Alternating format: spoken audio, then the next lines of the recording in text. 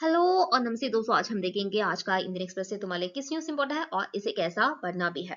ये न्यूज़ तो देखो, Qatar PM slams Netanyahu's barbarism after Doha strike, Arab leaders pledge support. So MBS तो आना वाला ही है। आज कतर पर एमबीएस की आने की चांस तो बहुत है। और यूएई के प्रेसिडेंट पहले भी आ चुका है और इसने सॉलिडारिटी भी कह चुका है। तो हमारा इंडिया का राय भी क्या है, क्योंकि किसने अटैक कर दिया कतर पर? कतर पर अटैक करना वाला तो इसराइल है। इसराइल के साथ हमारा रिलेशनशिप कैसा है? अभी तो हमारा रिलेशनशिप इसराइल के साथ इतना अच्छा है। और कतर के साथ हमारा रिलेशनशिप कैसा है? कतर के साथ भी हमारा रिलेशनशिप अच्छा है। अगर दो दोस्त लड़ते हैं तो हम किसके साथ दे सकते हैं? तो ऐसा कुछ नौबत जब आते हैं, हमारा इंडिया का अभी का अभी नया फॉरेन पॉलिसी है ना, ये तो बहुत काम चलते हैं। क्योंकि पहला हमारा फॉरेन पॉलिसी नाम जैसा कुछ फॉरेन पॉलिसी था। मतलब ही हम नॉन अलाइनमेंट मूवमेंट पर थे। अगर यूएस यूएसएसआर के बीच में कोई भी लड़ना है, तुम्हें लड़ना है तो तुम लड़ो, हम किसी के साइड पर नहीं है।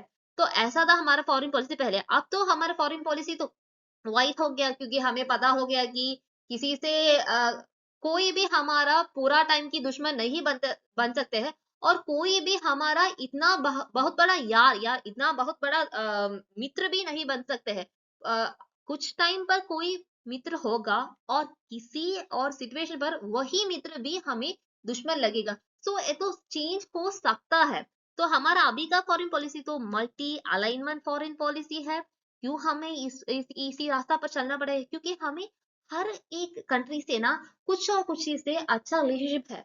क्योंकि हम तो इंडियन ओशन पर ही रहते हैं। इंडियन ओशन पर जो भी रहने वाले हैं, उसे दुश्मन से ज्यादा दूसरों के साथ दोस्ती बढ़ना की जरूरत है। अगर दोस्ती बनता है तो फायदा भी तुम्हें है। क्यों? क्योंकि तुम्हारा ट्रेड तो बढ़ता है।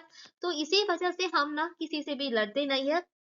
सो यहाँ इंडिया तो कंडम कर दिया है था ऐसा कुछ चीज। अगर इसराइल ने कर दिया भी, इसराइल भी हमारा दोस्त ही है। पर अगर दोस्त ने भी किसी और दोस्त को नुकसान पहुंचाया, पर ये तो कतर की सॉवरेनिटी के खिलाफ है। तो हमारा मॉडर्न वर्ल्ड में यूएन का पहला ही सोच है कि किसी कंट्री की सॉवरेनिटी पर कोई और कंट्री की हक नहीं है। उसी की सॉवरेनिटी के मतलब है क्या? अगर एक टेरिटरी है, डिफाइंड टेरिटरी है, इस पर कोई पॉपुलेशन है और उस पॉपुलेशन ने और किसी कारण से पॉपुलेशन तो जोड़ कर रहते हैं और उसी ने उसके ऊपर भी एक गवर्नमेंट है, तो वहां उस कंट्री का राज और सॉवरेनिटी है। इसके ऊपर कोई शक नहीं लेगा और कोई इसी सॉवरेनिटी को तोड़ने की भी कोई हिम्मत भी नहीं करेगा। ओके।